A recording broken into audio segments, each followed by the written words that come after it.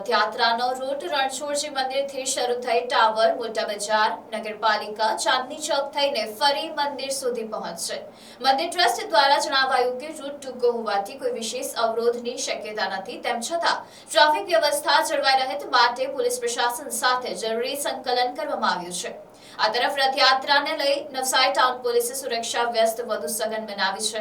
શહેરમાં રથયાત્રાના સમગ્ર રૂટ ઉપર પોલીસ દ્વારા રૂટ માર્ચ યોજાયો હતો, જેમાં પોલીસ અધિકારીઓ અને જવાનો જોડાયા હતા।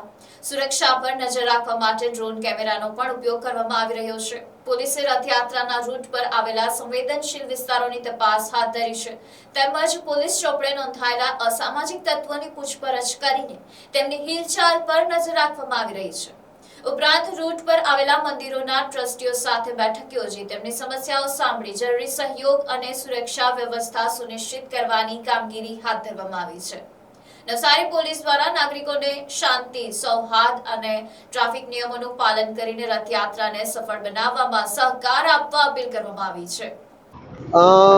આગામી 16 તારીખે જે શોભાયાત્રા નીકળવાની છે ભગવાન જગન્નાથજીની, એના અનુસંધાને હાલમાં નવસારી પોલીસ ખાસ કરીને ટાઉન પોલીસ દ્વારા શહેર વિસ્તારમાં જે રૂટ છે એની ઉપર રૂટ માર્ચ કરવામાં આવી રહ્યો છે।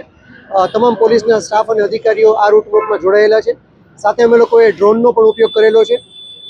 ખાસ કરીને આ જે રૂટ માર્ચ છે એની અંદર ડ્રોનની સાથે સાથે રૂટ ઉપરના જે HSMCR છે કે જે લોકોના નામ પોલીસ ચોપડે નોંધાયેલા છે તેઓની પણ પૂછપરછ કરી તેઓ લોકોની પ્રવૃત્તિ પણ અમે જાણી રહ્યા છીએ। સાથે સાથે જે રથયાત્રાના રૂટ ઉપર મંદિર આવેલા છે એ ટ્રસ્ટીઓને પણ અમે સાથે રાખીને તે લોકોને કોઈ મુશ્કેલી હોય કે જેમાં અમે મદદરૂપ થઈ શકીએ એ બાબતે પ્રશ્નોનું નિરાકરણ કરવાની કોશિશ પણ કરી રહ્યા છીએ।